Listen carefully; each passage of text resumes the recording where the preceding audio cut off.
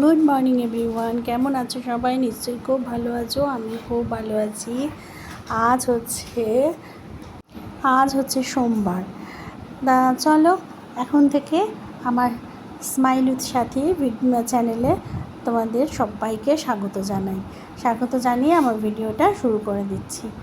আর আজকে আমি প্রথমে কথা বলেছি ক্যামেরার সামনে, ভিডিওতে এসে আমি আজকে দেখতেই পাচ্ছ তোমরা সবাই কথা বলছিলাম, কিন্তু বাইরে মাইকে এত অ্যানাউন্স করছে, এত মাইকিং হচ্ছে, যার জন্য আমি বাধ্য হয়েই আমাকে ভয়েসটা মিউট করতে হয়েছে, করে আমি ভয়েস ওভার দিতে বাধ্য হয়েছি।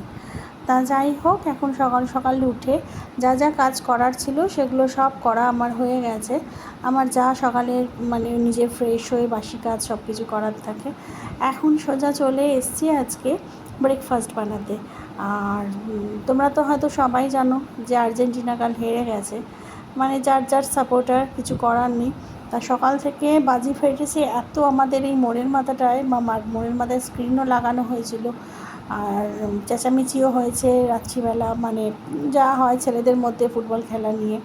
কিন্তু শেষমেশ রক্ষে তো হলো না, আর্জেন্টিনা হেরে গেল।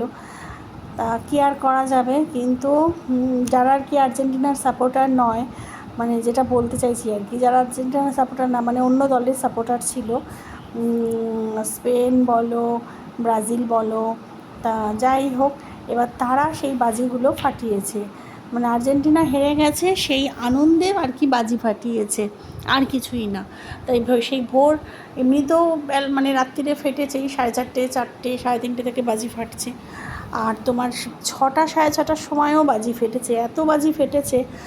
আর শেরু তো কিছুতেই ঘুমোতে পারছে না, ও তো ভয় পাচ্ছে। বাজি ফাটাও, কিন্তু অবলা জীবেরা এত ভয় পাই বাজি ফাটার জন্য, যার জন্য বাজি ফাটলে আমরা মানুষরা অ্যাডজাস্ট করে নিই, কিন্তু ওরা তো কিছু বোঝাতে পারে না না, যার জন্য এইটা নিয়ে খুব প্রবলেম হয়, ওদেরই সমস্যা। তা যাই হোক, সেই শেরু তো ভয়ে কি বলবো, আর আমাদের কাউকে তো ঘুমোতে দিচ্ছে না। বলতে গেলে সারা রাত, কালকে তো খেলা দেখা হয়েছে, সারা রাতই প্রায় জেগে আছি। প্লাস আজকে সকালবেলা যে একটু ঘুমাবো সেই উপায়ও নেই, শেরু জেগেছিল, শেরু তো কিছুতেই আমাদের ঘুমোতে দিচ্ছে না।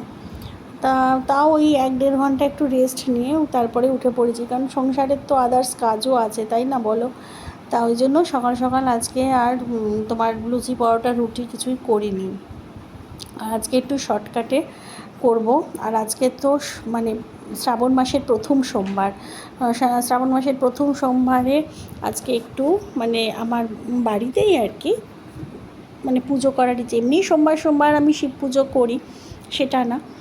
তাই এখানে এখন সকালবেলা ব্রেকফাস্টে তো দেখলে আজকে ব্রেড বাটার করে দিলাম ওদের সবাইকে। আর অনেকটা বেলাও হয়ে গেছে বলে না, আমি আজকে আর ব্রেকফাস্টটা করলাম না, ওটা স্কিপ করলাম।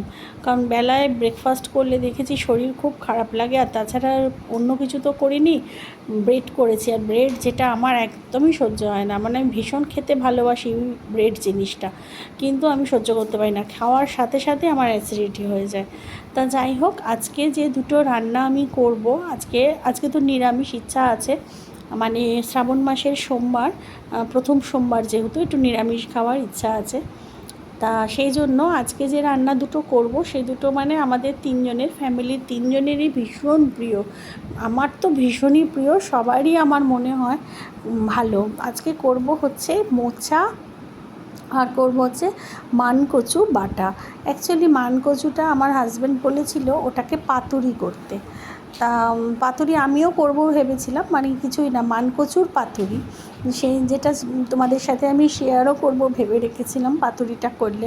কিন্তু সারা রাত জাগার পর ভোরবেলা একটু যদি না ঘুমাই, সারা রাত সারা সকাল জেগে, তখন মনে হলো না যে আর পাতুরি করি।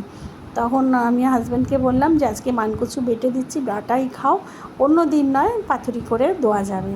তা এখন চলে এসেছি মোচাটা করতে। আগের দিন রাত্রে রবিবার দিনই আমি মোচাটা কেটে রেখে দিয়েছিলাম। আর এখন সকালে মোচাটাকে ধুয়ে ভালো করে সিদ্ধ করে নিয়ে, ভালো করে হাত দিয়ে মাখিয়ে চটকে মোচাটা ম্যাশ করে নিয়েছি ভালো করে। নেওয়ার পরে আমি তারপর এর মধ্যে যা যা ইনগ্রিডিয়েন্টস দিলাম তো দেখতেই পাচ্ছ। এর মধ্যে দিলাম হচ্ছে টমেটো কুচি, দিয়েছি হচ্ছে জিরে গুঁড়ো, ধনে গুঁড়ো, আদা বাটা, একটু কাঁচা লঙ্কা বাটা, আর হচ্ছে দিলাম হলুদ গুঁড়ো, লবণ, চিনি, আর দিয়েছি হচ্ছে সর্ষের তেল দিয়ে এটাকে মোচাটাকে ভালো করে মাখিয়ে আমি 1-1.5 ঘন্টার মতো রেখে দেবো। যদি আমার হাতে অত সময় নেই, কিন্তু 1-1.5 ঘন্টা রাখতে পারলে ভীষণ ভালো হয়। মানে এটাকে মোচাটাকে ম্যারিনেট করতে হবে আর কি। তেজপাতা, শুকনো লঙ্কাও দেওয়া যায়, যেটা আমি দিলাম না, সেটা আমি তেলের ওপর ফোড়নের যখন ফোড়ন দেবো তখন দিয়ে দেবো। আর এখন চলে এসেছি মোচাটা ম্যারিনেট করে চলে এসেছি মানকচু বাটা করতে। এখানে মানকচুটাকে ভালো করে প্রথমে কুড়িয়ে নিলাম, কাঁচা মানকচু কুড়িয়ে নেওয়ার পরে, আর আমার হাজব্যান্ড না নারকেল কুড়িয়ে দিয়েছে, আমি নারকেল কুড়াতে পারি না, মানে ওই কুড়ানিতেও বলো আর মেশিনের সাহায্যেই বলো, নারকেল আমি কিছুতেই কুড়াতে পারি না, তা আমার হাজব্যান্ডই কুড়িয়ে দেয়। তা সেই ক্ষেত্রে নারকেলটাও আগেই কুড়িয়ে দিয়েছে সকালবেলা। তা সেই নারকেল কুড়ো না মানকচুটা আমি কুড়িয়ে নিলাম, নিয়ে কাঁচা লঙ্কা দিয়ে একসাথে সর্ষে দিয়ে একসাথে মিক্সিতে আমি পেস্ট করে নিয়েছি। আর সেই পেস্টটাই এখন বাটিতে তুলে রাখছি। আর বাটিতে তুলে রেখে ওর মধ্যে নুন, চিনি আর সর্ষের তেল সব কিছু মাখিয়ে ওটা রেডি করে রেখে দিয়েছি, খাওয়ার সময় দেখাবো। আর এখন চলে এসেছি মোচাটা রান্না করতে। আর বেশ বেলা হয়ে গেছে জানো, অলরেডি 1:30 বেজে গেছে। আর এত ঘুম পাচ্ছে, এত মানে আমি আর কি বলবো। তা যাই হোক, আর বাইরে পড়ছে বৃষ্টি, মানে আমাদের এখানে তো বেশ কিছুদিন ধরে বৃষ্টি পড়ছিল না, তা আজকে সকাল থেকে দেখছি মেঘ করে আছে, ভালো মতো বৃষ্টিও হচ্ছে। তা মোচাটা এখন বসাবো। তা মোচাটা বসানোর জন্য তেল গরম করে আলু আর নারকেল ভেজে নিলাম, মানে আলু কুচানো, নারকেল কুচানো। তারপরে তেলের মধ্যে আমি তেজপাতা, শুকনো লঙ্কা আর একটু 5 ফোড়ন সাম্বার দিলাম। দেওয়ার পরে এই মোচা ম্যারিনেট করা মোচাটাকে কড়ার মধ্যে দিয়ে দিচ্ছি। এইবার ঢাকা দিয়ে দিয়ে কষিয়ে কষিয়ে যতটা শুকনো করা যায়।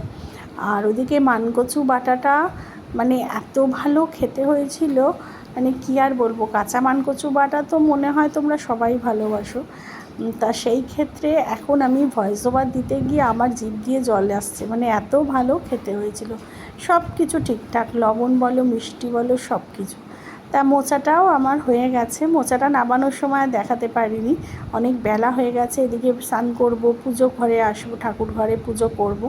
তা মোচাটা আর কিছুই না, নামানোর সময় একটু ঘি, একটু গরম মশলা আর একটু ভাজা মশলাটা আমি করেই রাখি বাড়িতে। জিরে গুঁড়ো, ধনে গুঁড়ো আর মৌরি, এই 3টে জিনিসকে একটু শুকনো কড়াইয়ের মধ্যে নেড়ে এটাকে ডাস্ট করে আমি রেখে দিই। যে কোনো নিরামিষ রান্নাতে এটা দিলে ভীষণই ভালো টেস্ট হয়, এটা অনেকেই হয়তো তোমরা জানবে। আর এখন চান টান করে সোজা চলে এসেছি আজকে শিব পুজো, মানে আজকে ঠাকুরের পুজো করতে প্লাস শিব পুজো করতে। আজকে যেহেতু সোমবার, শ্রাবণ মাসের প্রথম সোমবার, তাই একটু তো সময় লাগবেই মামার শিবকে পুজো করতে। একটু মানে ধরে, অন্য দিন যেরকম তাড়াহুড়ো করে সোমবারে শিবকে পুজো করি, আজকে যেহেতু মানে শ্রাবণ মাসের একটু স্পেশাল, তা যেহেতু একটু ধরে তো পুজো করতেই হবে, তাই একটু ধরেই পুজো করছি, একটু সময় নিয়ে। সেই জন্যই বললাম না, রান্নাটা পুরোপুরি ভালো করে দেখাতে পারিনি, মোচা আর মানকচু বাটা। তা এখন সেই যে মহাদেবের মাথায়, মহাদেবকে স্নান করিয়ে নিয়ে এখন মহাদেবের মাথায় বেলপাতা, 3টে বেলপাতা, আকন্দর মালা, নীলকণ্ঠ ফুল দিয়ে একটু ভালো করে পুজো করে নিচ্ছি। আর একটু লাল চন্দন আমি বেটে নিয়েছি। সাদা চন্দনের আমার ডাস্ট আছে গুঁড়ো, যেটা আমি জলের মধ্যে গুলে নিই, গঙ্গা জলের মধ্যে। কিন্তু লাল চন্দনের তো আর গুঁড়ো নেই, লাল চন্দনটা একটু এই চন্দন পিঁড়ির মধ্যে ঘষে নিই, একটু বেটে নিয়ে সেই লাল চন্দনেই বাবার মাথায়, বাবার সব গায়ে একটু লাগিয়ে দিলাম। আর যেহেতু আজকে সোমবার, তাই লোকনাথ বাবার পুজোটাও আমি এই সোমবার দিনই করে থাকি। কারণ হচ্ছে ওনার সোমবার, আজকে যেহেতু শ্রাবণ মাসের ফার্স্ট সোমবার, তাই মহাদেবের মাথার সাথে সাথে আমি লোকনাথ বাবার চরণেও 3টে বেলপাতা, একটু টগর ফুল দিয়ে বাবাকে পুজো করছি। আর লোকনাথ বাবাকে সোমবার পুজো করার মানে তোমরা সবাই জানো যে উনি তো শিবের ভীষণ ভক্ত ছিল, মানে শিবের এক অংশ বলা যায়। এক অংশ শিবের আর এক অংশ গোপাল, মানে জন্মাষ্টমী গোপাল। তা সেই জন্যই জন্মাষ্টমীতে ওনারও পুজো হয়, যেহেতু ওনার জন্মাষ্টমীর দিন ওনারও জন্ম। লোকনাথ বাবা তো 19শে জ্যৈষ্ঠ তিরোধান দিবস, আর জন্মাষ্টমীর দিন উনি জন্মেছিলেন। একদিকে লোকনাথ বাবার হচ্ছে শিবের অংশ আর একদিকে গোপালের অংশ। তাই সেহেতু সেই ক্ষেত্রে আমি সোমবার সোমবার লোকনাথ বাবার পুজো করি। আর যেহেতু আজকে শ্রাবণ মাসের প্রথম সোমবার, তাই শিবের সাথে সাথে আমি লোকনাথ বাবাকেও সুন্দর করে ভালো করে পুজো করছি।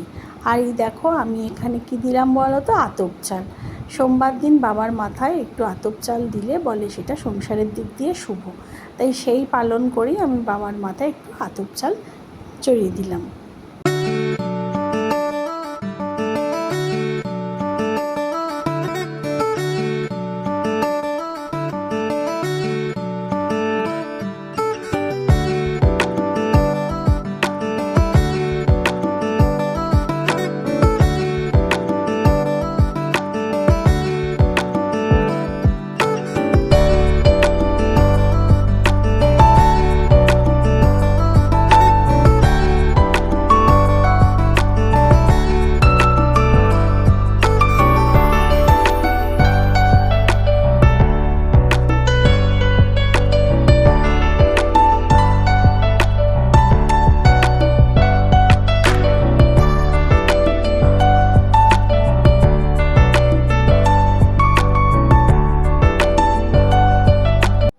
আর চলো আজকে কি রান্না করলাম তো সবাই জানো। এই দেখো বাইরে কি বৃষ্টি পড়ছে আর ওয়েদারটা পুরো ঠান্ডা হয়ে গেছে।